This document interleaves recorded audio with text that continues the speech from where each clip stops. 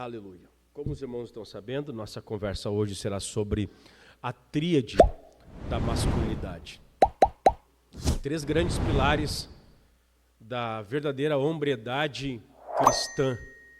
Como nós entendemos a masculinidade da palavra do Senhor. Não é para transmitir, é só para gravar mesmo. Então, nós vamos falar sobre trabalho, sobre responsabilidade e sacrifício. Esses 3 termos, essas 3 palavras, essas 3 ações, essas 3 atitudes, ela é o cerne do que significa ser homem, à luz da palavra do Senhor. O que significa ser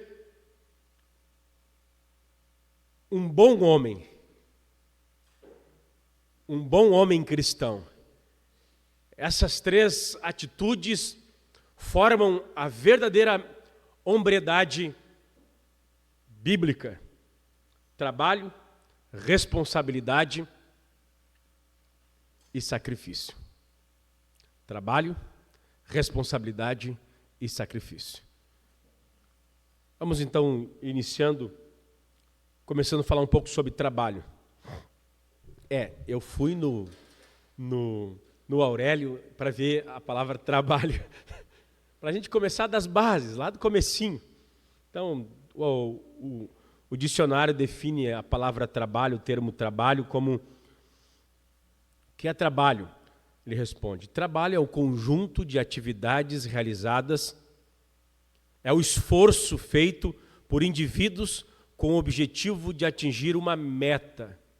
Isso, a definição mais básica de trabalho, segundo o Aurélio, é esse conjunto de atividades, de exercícios que o homem realiza. É o esforço feito por um indivíduo ou indivíduos com o objetivo de atingir uma meta. A palavra trabalho, como a gente conhece, ela tem origem numa palavra latina que significa tripalium. Tripalium era um instrumento antigo usado na lavoura. Então, tripalium era uma ferramenta, um instrumento de trabalho. E daquele instrumento de lavrar a terra surge então esse termo de trabalhar, de exercer uma atividade com um fim, com um propósito. Nas Escrituras Sagradas, também é mais ou menos assim. Eu gostaria de ler alguns textos com vocês, antes de dar sequência. Vamos ler Gênesis capítulo 2, verso 15. Primeiro livro da Bíblia, em Gênesis capítulo 2, e o verso 15.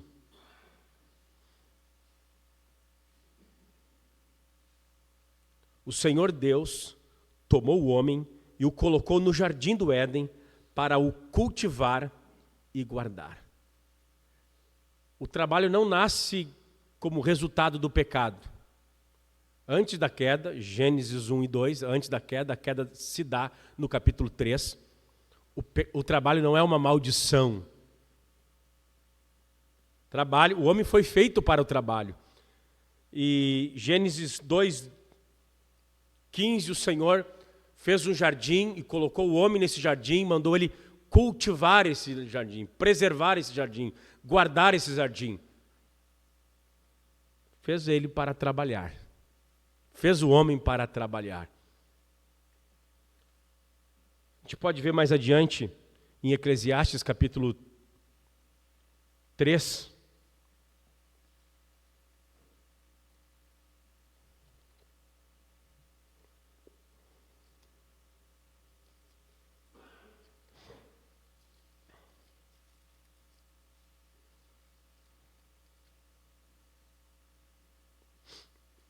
verso 12.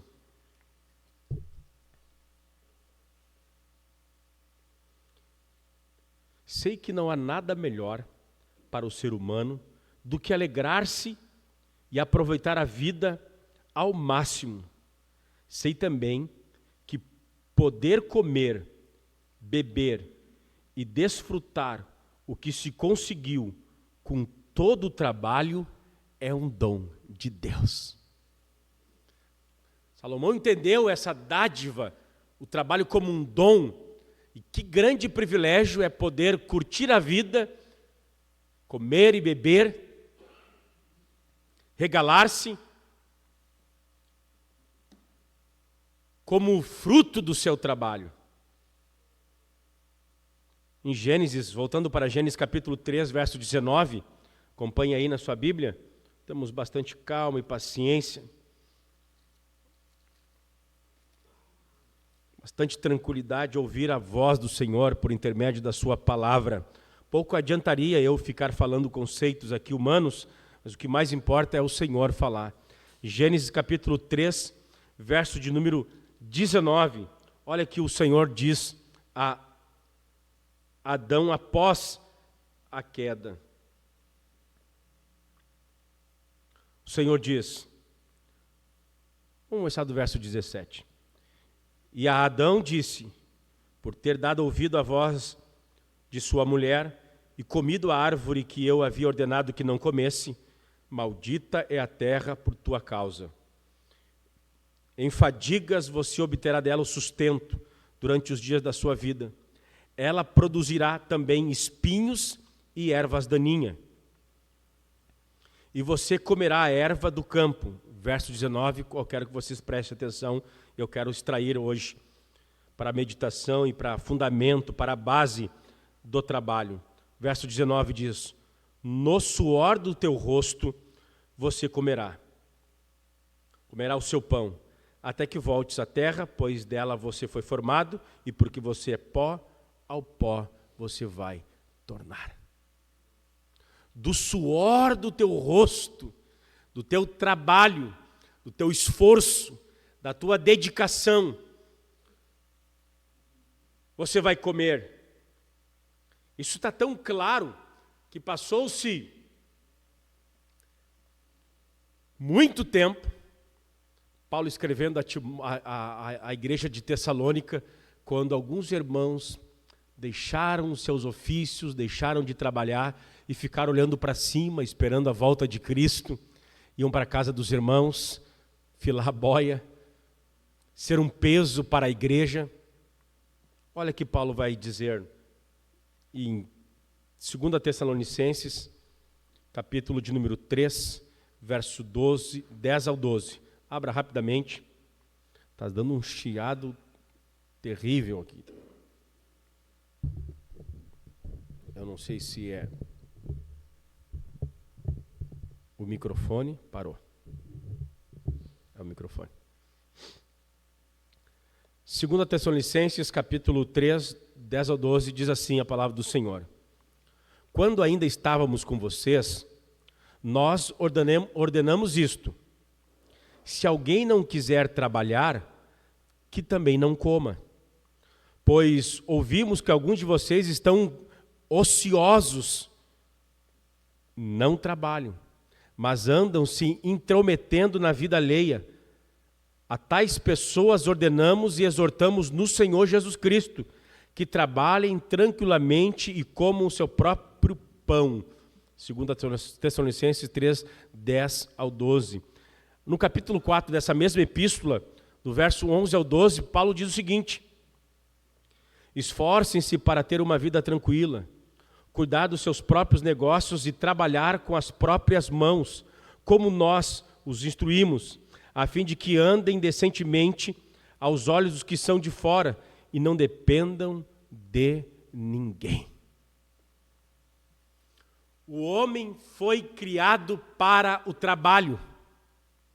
O homem foi criado para estar em atividade. Isso não é novidade para ninguém. A questão é como nós estamos exercendo o nosso trabalho.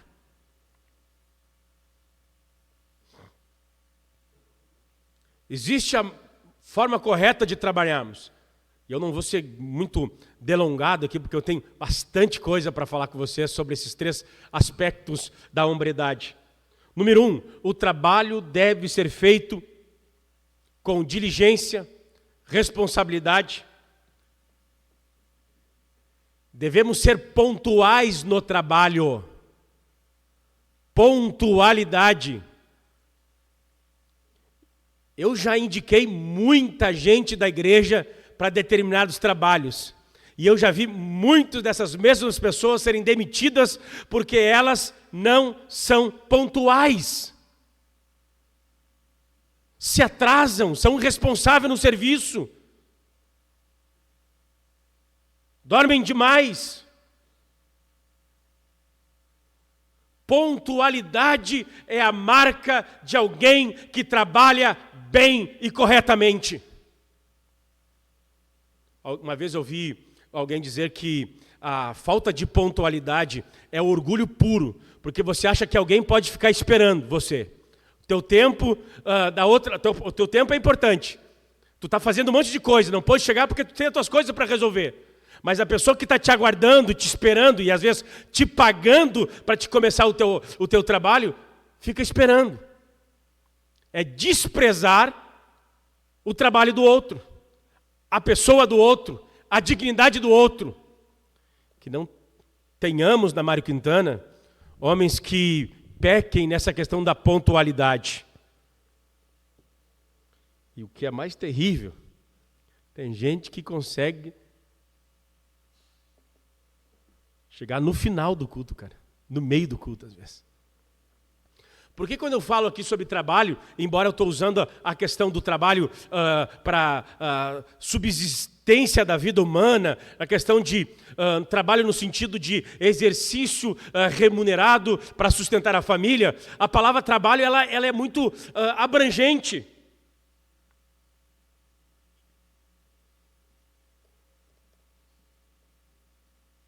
Não é apenas o trabalho, exercício que você presta para a tua empresa ou para o teu patrão. Você tem trabalhado para ser um bom pai? Você tem trabalhado para ser um bom esposo? Você tem trabalhado duro para ser um bom amigo? Ou você é alguém que vai sair do nosso rol de amizade um dia e não vai fazer falta nenhuma?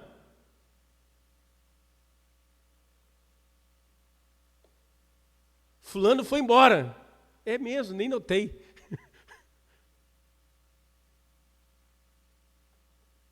Devemos ser pontuais, devemos ser responsáveis no trabalho, devemos fazer o melhor que podemos. Devemos empregar todos os nossos esforços no nosso trabalho, e seja que trabalho for.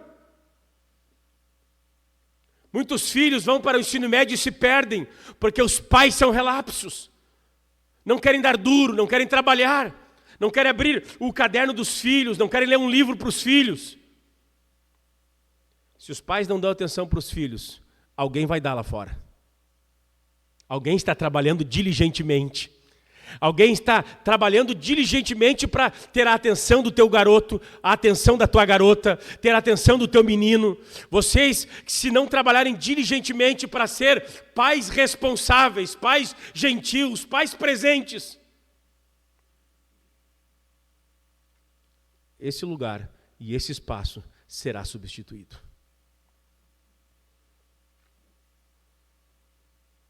Você tem trabalhado para ser um bom esposo, um bom marido? Um bom marido e bom esposo aqui não é só quem transa bem e consegue fazer a mulher chegar no ponto G, Y, Z, o nome que vocês quiserem dar aí. Um bom esposo não é apenas aquele que satisfaz as necessidades fisiológicas da mulher, enche a prateleira de comida, transa com a mulher e acabou. Um bom marido é aquele que a mulher pode confiar espiritualmente, moralmente, financeiramente, emocionalmente. Alguém carinhoso, amante de verdade, responsável, terno, carinhoso. E acima de tudo, temente a Deus.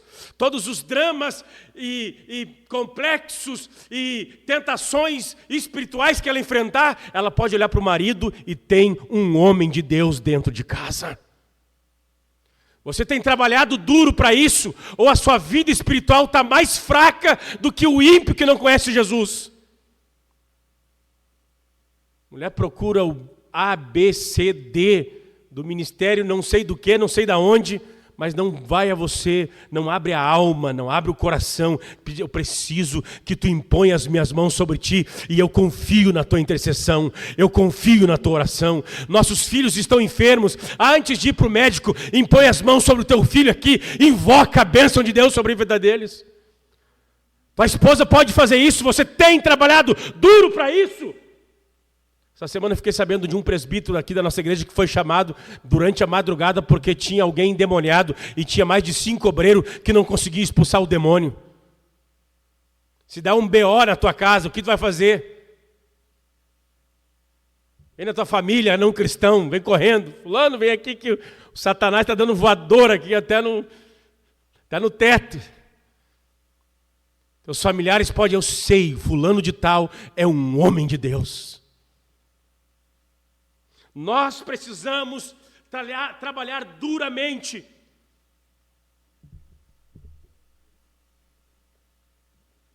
E aqui trabalho, ele está diametralmente oposto a um pecado. O trabalho é uma virtude que se opõe ao pecado do ócio, da preguiça. Tem homens com seus 40 anos e ainda não conseguiram se formar.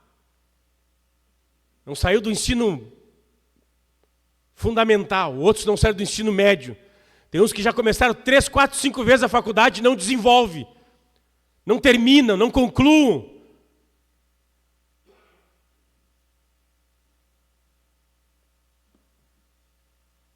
Porque o oposto do trabalho é a preguiça, é o ócio. Era o cara do fundão da escola lá, que se achava o gatão, o bonitão, o que faz piada de todo mundo, fazia bullying, na hora de entregar tema, e fazia os trabalhos, não fazia, se achava esperto, está com 40 anos e ainda não tem uma formação. Pode aplicar esse pecado, às vezes, na vida familiar, na relação de pais e filhos. Preguiça de estudar as Escrituras Sagradas, quem é Jesus, Trindade, natureza divina, natureza humana, a inerrância, a infalibilidade da Escritura. O tema de cada livro da Bíblia não sabe por preguiça. Tem Bíblia de estudo de homem, de estudo de jovem, estudo de criança, estudo de mulher, estudo de obreiro e um monte de coisa. Pensa uma geração de analfabetos doutrinária e teologicamente é a nossa geração. Preguiça. Preguiça. Preguiça. A boa notícia é que Isaías 53 nos é apresentado um homem perfeito, um homem experimentado na dor e nos trabalhos, Jesus de Nazaré. Em João capítulo 5, verso 17, esse homem perfeito, que é o exemplo de homem para mim e para você essa noite. Em João capítulo 5, 17, ele diz o seguinte: meu pai trabalha até agora, eu trabalho também. Trabalho é o que caracteriza o verdadeiro homem, Jesus como um homem perfeito. Ele encarnou e assumiu a nossa forma humana, e ele é um homem de muito trabalho. Logo quando começam os evangelhos, a gente já vê que José sai de cena. Os teólogos e estudiosos do Novo Testamento chegam à conclusão que possivelmente José morrera muito cedo. Jesus assumiu o trabalho de carpintaria do seu pai, teve que sustentar a sua mãe e os seus irmãos. Jesus é um homem que é exemplo para ser seguido, onde não havia preguiça, não havia covardia, não havia medo, não havia, eu estou com um probleminha, eu estou cansado. Não tem, se tem um trabalho, se tem uma missão dada, missão cumprida para Jesus de Nazaré. Meu pai trabalha até agora e eu trabalho também. Eu assumo essa tribuna para encorajar os homens aqui da igreja no nome do Senhor Jesus. Sejam trabalhadores.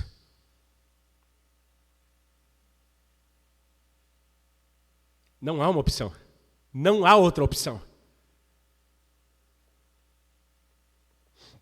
Ah, mas eu levanto cedo. Não tem nada de novo. Tem nada de novo. Trabalho.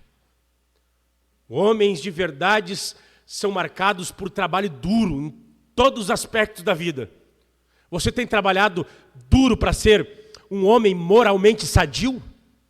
Você tem trabalhado duro para ser um homem eticamente puro, santo, sagrado? Ou você acha que, eu não consigo vencer esse pensamento impuro, e você vai cedendo, e você vai abrindo concessão.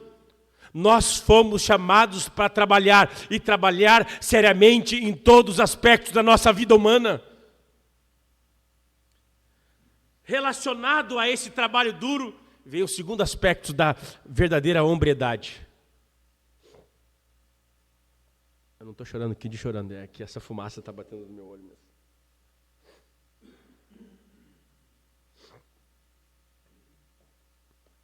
Responsabilidade. Segunda marca indelével, inconfundível, se eu estou diante de um homem ou de um menino. Se eu tenho diante de mim um homem com H maiúsculo ou de um homem sem H, só com O.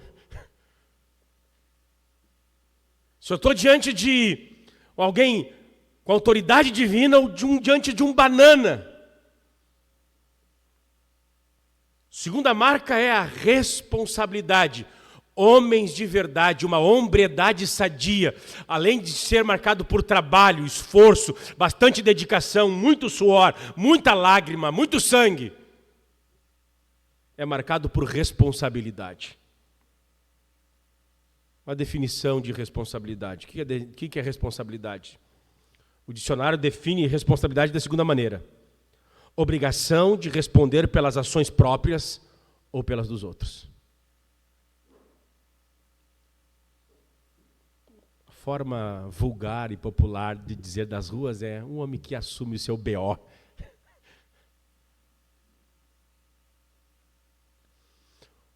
Homens de honra, homens leais, homens que inspiram, homens que vale a pena ser amigo, homens que vale a pena ser liderados, são homens cuja vida é marcado por responsabilidade. Homens que assumem as suas obrigações, homens que respondem por suas ações, homens que não dão desculpa e não desculpam a ninguém. Nós vimos que quando Adão peca, quando ele peca contra Deus, peca contra a sua própria dignidade, o Senhor chama ele e diz: não, a mulher que tu me deste. Ele transfere responsabilidade. Ele é um homem que se omite de assumir a culpa das suas próprias ações. Ele vai achando culpado. Eu sou assim porque o meu pai é assim. Eu fui assim porque eu não tive exemplos familiares. Eu fui assim porque tu não sabe minha história familiar. Hoje está bom o negócio. Esse aqui é melhor. Essa aqui é melhor que tu trouxe, com gás. Aleluia.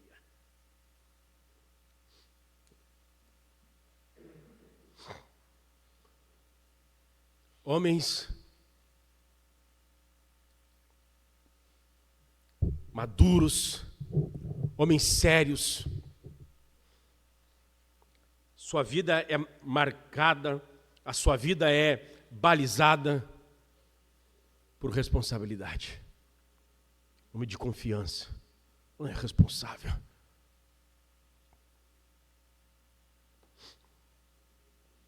Homens de verdade não se omitem. Homens de verdade não dão desculpa e nem culpam terceiros. Mais uma vez, o argumento dos argumentos, o exemplo dos exemplos, é Jesus de Nazaré. Abra rapidamente 2 Coríntios capítulo 5, verso 21. Aquele que achar, primeiro lê em voz alta, em bom tom.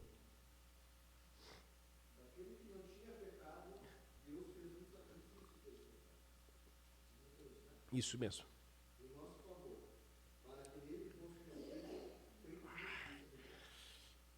Que exemplo de responsabilidade. Aquele que assume e responde, aquele que tem a obrigação de responder pelas suas próprias ações e as ações dos outros. Isso é ser responsável. Aquele que não conheceu o pecado, Deus o fez pecado por nós, para que nós fôssemos feitos justiça de Deus. A sua noiva, eu e você, a sua igreja, eu e você, éramos culpados. Jesus assume a nossa culpa, Ele se responsabiliza por nós. Ele toma a frente e diz: Pai, eu pego a culpa do Leon, eu pego a culpa do Daniel, eu pego a culpa da igreja, eu assumo a responsabilidade no lugar dele. Homens de verdade não fogem, não acham desculpa, não culpam ninguém, assume as responsabilidades das suas próprias ações. Fulano, como é que tu tá? Tá orando? Não.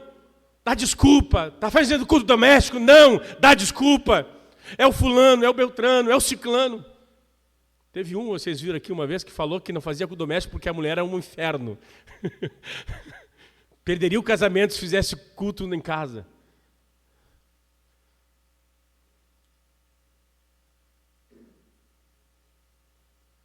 Ai, pastor, está jejuando? Ah, pastor, tu não sabe, eu tenho mais forte que eu.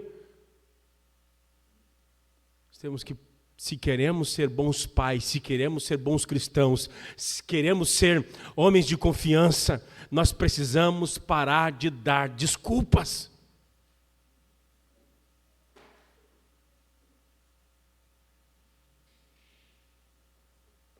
E pensa em alguém, em um serviço que ouve pessoas darem desculpa. Não é na Quentinhas.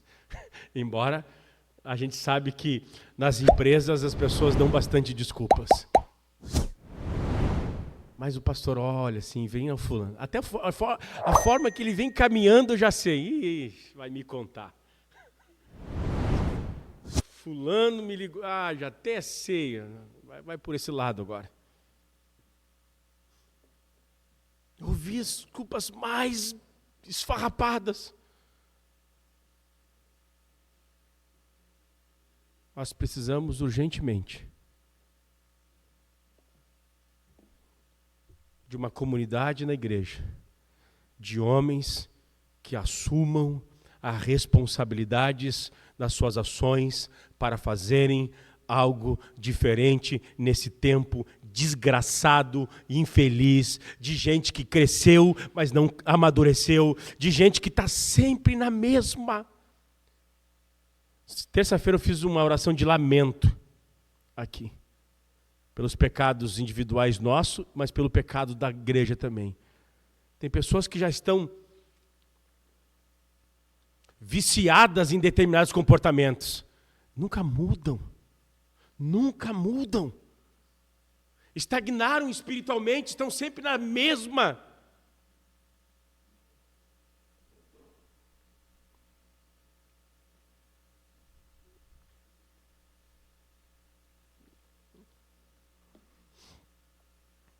Até quando vamos dar desculpas? O cara ainda é viciado em pornografia, aí tu chama ele, diz: ah, pastor, mas é que eu não sei o que aconteceu, eu vi uma voz. Sem vergonha.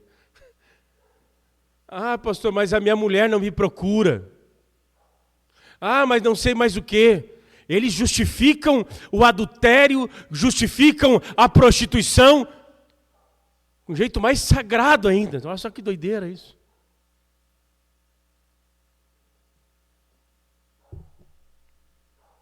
Deus nos ajude a sermos homens responsáveis. Em último lugar, 9:5. A virtude da responsabilidade está diametralmente oposta ao pecado das desculpas esfarrapadas. das omissões.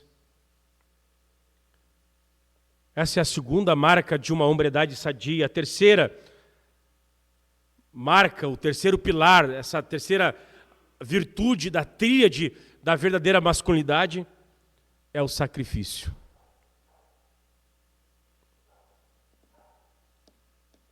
A palavra sacrifício, todos vocês sabem, ela é oriunda da religião. Quando se oferecia uma oferenda a uma divindade, através da imolação real de uma vítima. A ideia aqui de sacrifício é no sentido figurado. Dedicação absoluta de algo ou alguém que pode levar privações. Então essa renúncia, essa capacidade de abrir mão, se fazer sacrifícios em prol de outro, em prol de algo, essa capacidade de sacrificar o tempo, coisas, em prol do Senhor, da missão, da família, dos filhos.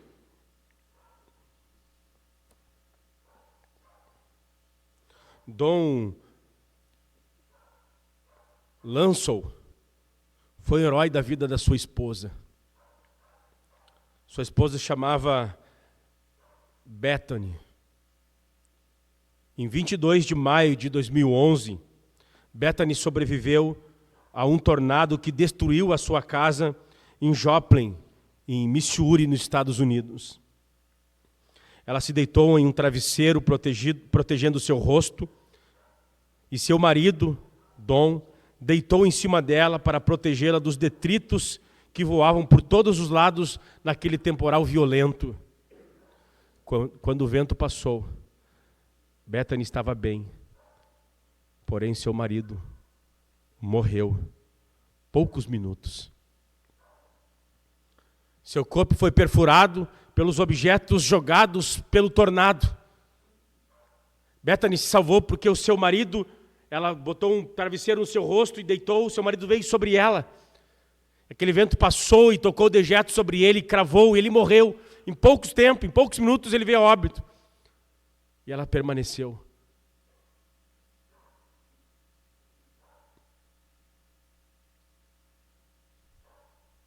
Quantos homens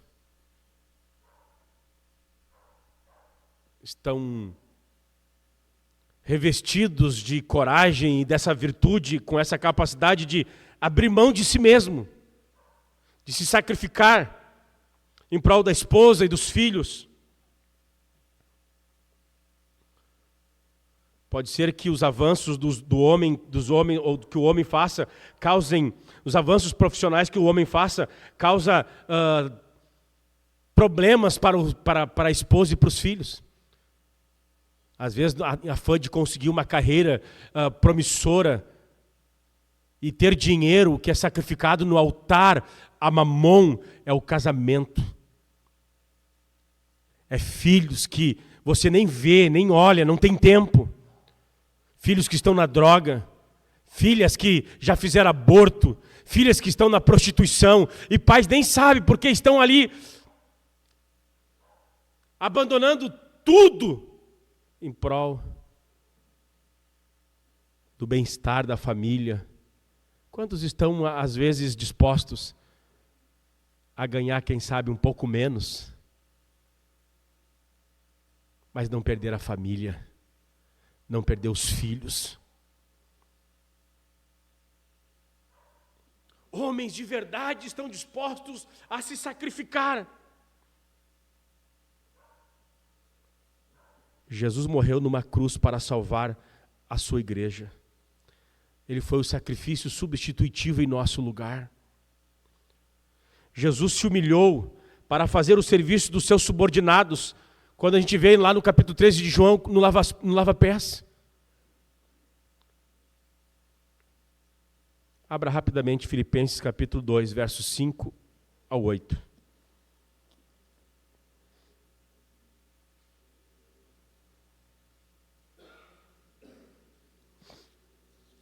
Filipenses capítulo 2, versos 5 a 8, diz assim a palavra do Senhor. Tenham entre vocês o mesmo modo de pensar de Cristo Jesus, que mesmo existindo na forma de Deus, não considerou o ser igual a Deus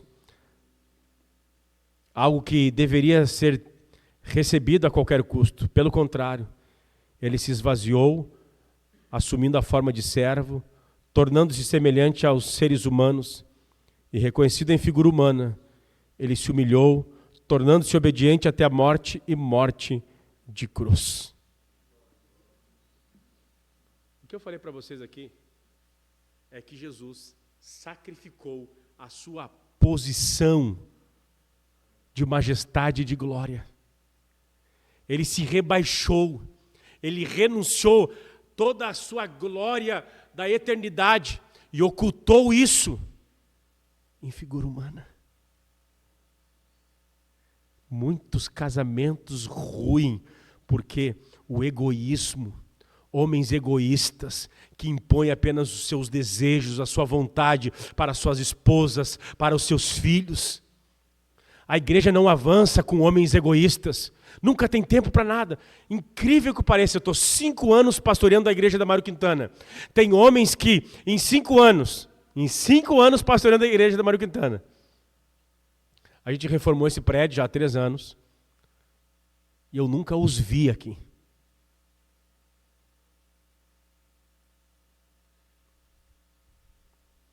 Nunca levantaram um martelo e um prego em prol de nada na igreja. Em 5 anos. 5 anos. Eu não consigo acreditar que você não consiga doar um dia em 5 anos. Tu tá podre, cara. Tu é um hedonista. Algo centrado. A igreja não prosperará se tivermos homens não dispostos a se renunciar a si mesmo e a servir a igreja. Tu nunca serás um bom pai, teus filhos nunca serão alcançados se você não se doar, morrer para ti mesmo e tirar tempo para tua filha e para o teu filho. Teu casamento vai ruir, cara, se você não renunciar tempo que para ti é precioso. Tira tempo para conversar, dialogar, horas com a tua esposa, dar atenção ao seu coração. Homens de verdade fazem que nem Jesus, abre mão de si mesmo para o conforto e para o bem-estar da sua família, da sua noiva. Bendito seja o nome do Senhor. Tem coisas que me assustam no Novo Testamento. Uma das coisas que mais me assusta é o escrito de Paulo, quando diz assim, escrevendo a Timóteo. Paulo escrevendo a Timóteo: sabe, pois, ó Timóteo, que os últimos dias serão tempos difíceis. Os homens seriam amantes de si mesmos, seriam egolatras. Eles idolatram o seu próprio gosto, suas próprias vontades, seus próprios jeitos. Eles serão amantes de si mesmos, serão mais amigos do prazer do que os amigos de Deus. Serão egoístas, serão autocentrados. Parece coisa de guri, não é assim? Guri que é egoísta, crianças são egoístas. Crianças não querem dividir o brinquedo, são extremamente autocentradas. Homens adultos e maduros, bendito seja o nome do Senhor, não são egoístas, são altruístas. Ele já tem as costas largas aqui para que as pessoas possam, a sua família, seus amigos, a igreja, possam subir nas suas costas e ser projetada para mais adiante. Ele não tem problema de não ser visto, de não ser lembrado, de não ser notado. Ele não tem problema com isso. Ele entendeu que a vida dele foi cravada na cruz do Calvário.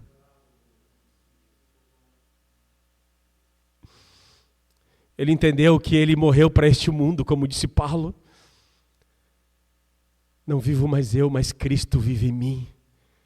E o viver que agora vivo, vivo pela fé no Filho de Deus. Olha o que ele diz em Gálatas, e esse aqui eu vou encerrar. Agora é o último texto que eu vou ler com vocês. Gálatas capítulo 6.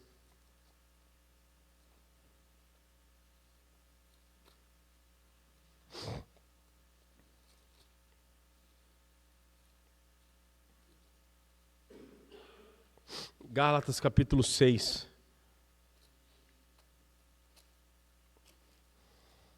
Verso 14. Mas, longe de mim gloriar-me, senão na cruz de nosso Senhor Jesus Cristo, pelo qual o mundo está crucificado para mim, e eu estou crucificado para este mundo. Homens de Deus não são egoístas. Eles estão dispostos a se doar, a se entregar. Não responda para mim. Quanto de dízimo tu tem dado? Não responda para mim.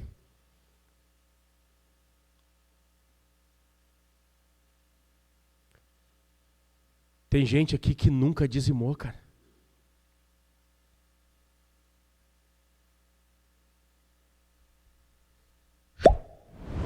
Desculpa. Homens que não dizimam na igreja odeiam a missão de Jesus, pois a missão ela é feita com dinheiro. Os missionários estão lá sendo sustentados pelo dízimo da igreja. Tu quer saber no que tu acredita? É só ver em que tu gasta o teu dinheiro e o teu tempo. Como é que tu gasta o teu tempo e o teu dinheiro? Você vai saber o que é o ídolo, qual é o ídolo, o Deus do teu coração. É tão simples, meus irmãos. É tão simples isso aí. Pessoas vivem em si mesmadas. Jesus não é o Senhor do tempo dele, do dinheiro dele, das vontades dele, dos gostos dele, dos pensamentos dele. Mas Paulo diz que pela cruz de Cristo eu estou crucificado para este mundo e este mundo está crucificado para mim. A ideia aqui é que quando aqueles pregos estavam pregando as mãos de Jesus, os pés de Jesus, eu estava sendo crucificado de tal maneira que eu não vivo mais para mim mesmo. Tem um texto em Coríntios, eu não lembro agora, não consigo nem citar de cabeça, que ele diz que ele morreu para nós, para que nós não viemos mais para nós mesmos. 2 Coríntios, ou 1 Coríntios capítulo 5, é alguma coisa assim. Mas o horário já foi, vamos estar em pé.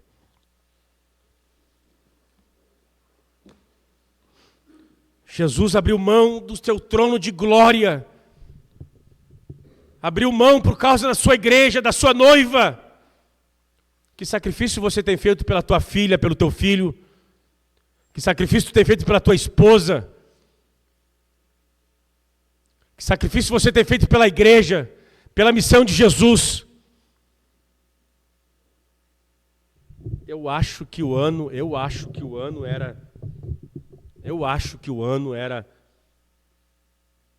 2001, 2003, quando Napoleão Falcão esteve no Barão do Caí pregando, 2 noites eu estava lá. Sempre gostei do Napoleão Falcão, dos pastores pentecostais, assim, que o sermão mais poderoso que eu já ouvi, ele e o Gilmar Santos, e ele velho já. Dobrou o joelho assim no púlpito da igreja e bati nos peitos assim. Eu estou cansado. Eu estou velho. Já preguei norte e sul desse país. Manhã, tarde, noite. Me dói os ossos. Me dói as juntas. E ele olhou assim para o público que era que nem nós, assim, a maioria jovem. E o culpado disso são vocês.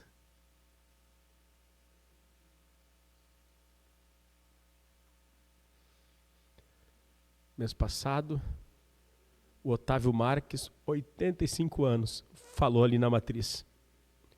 Mais de 40 anos está na África plantando igreja.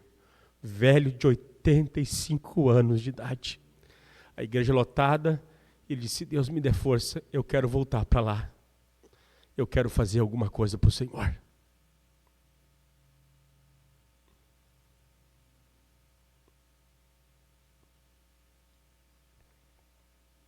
E aqui eu não quero encher o coração de vocês de culpa.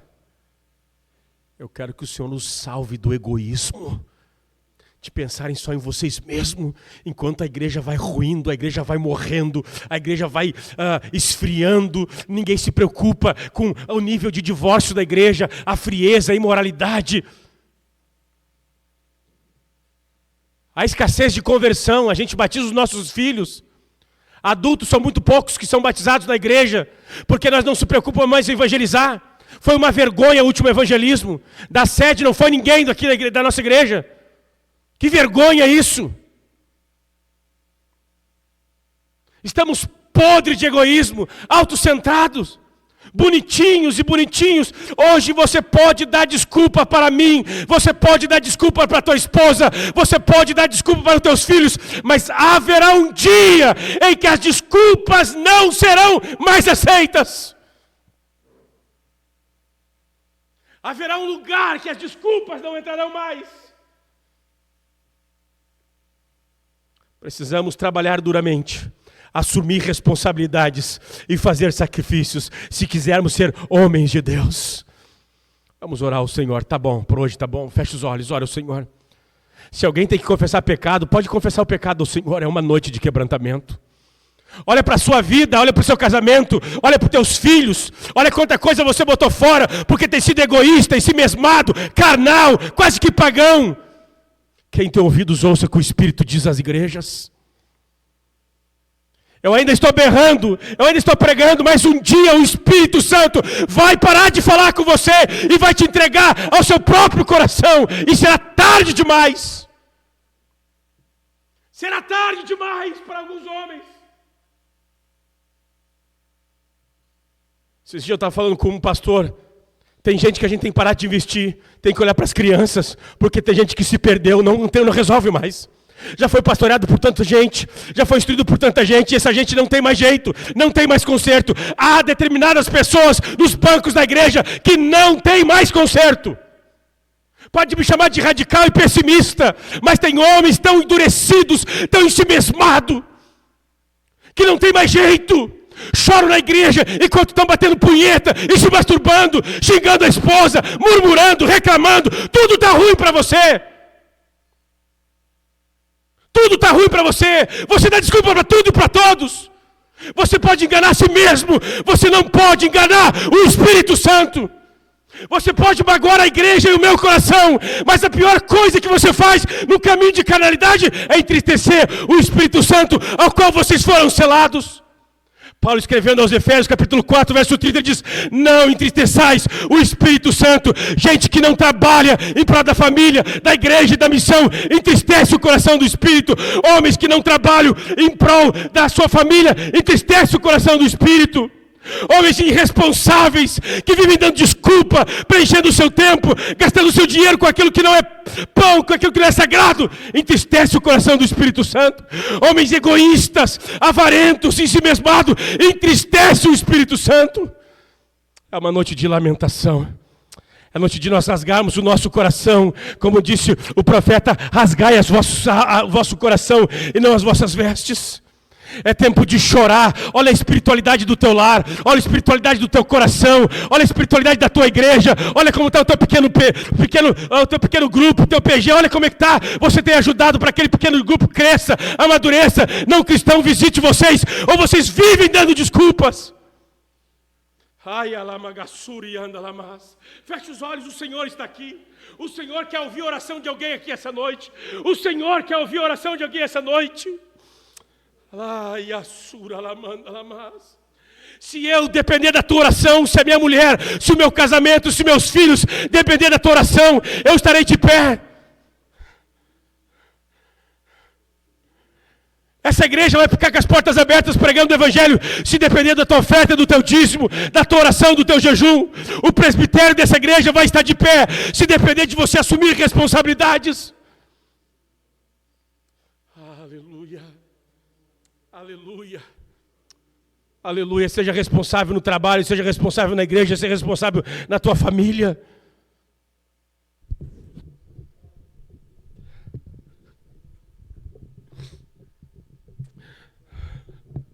Bendito Deus e Pai que está nos céus.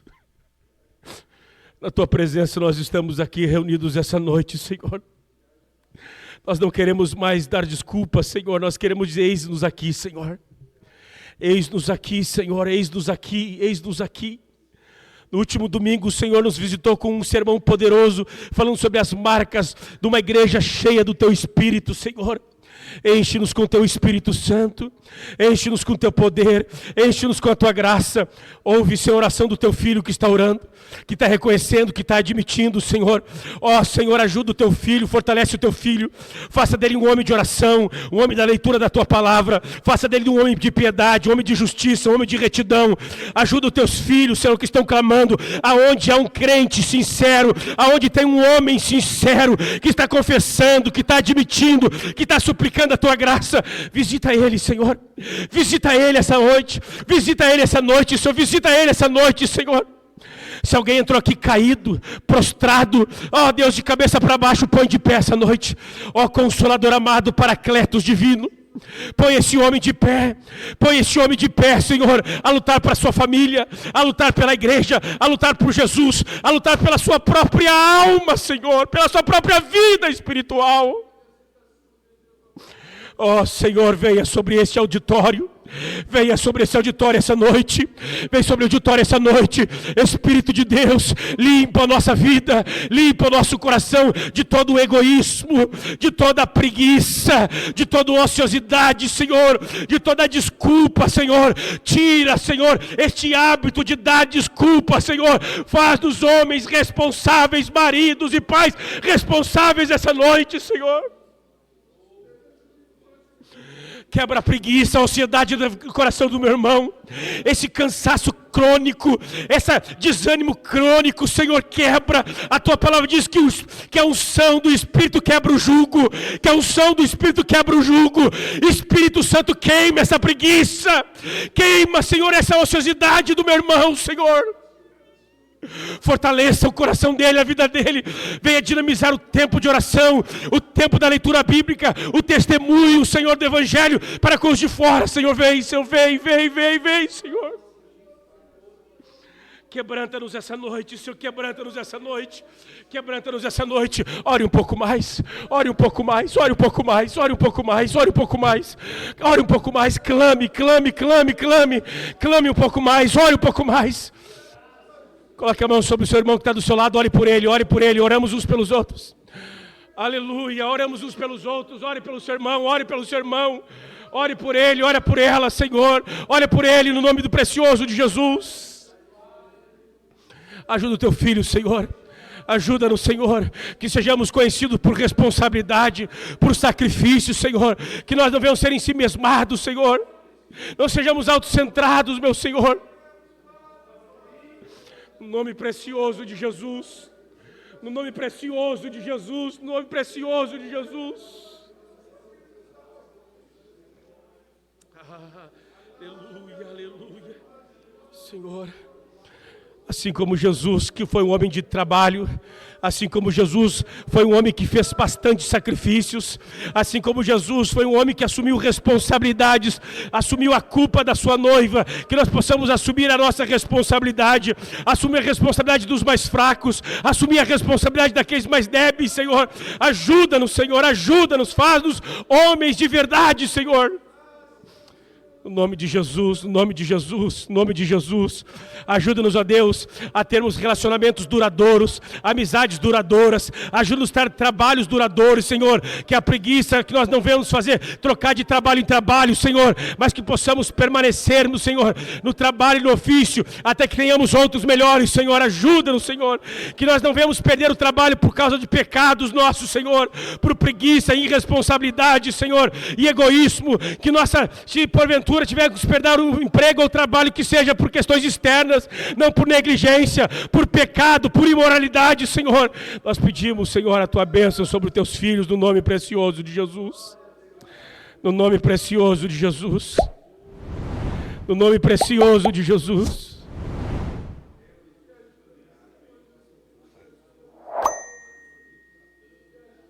Aleluia. Aleluia.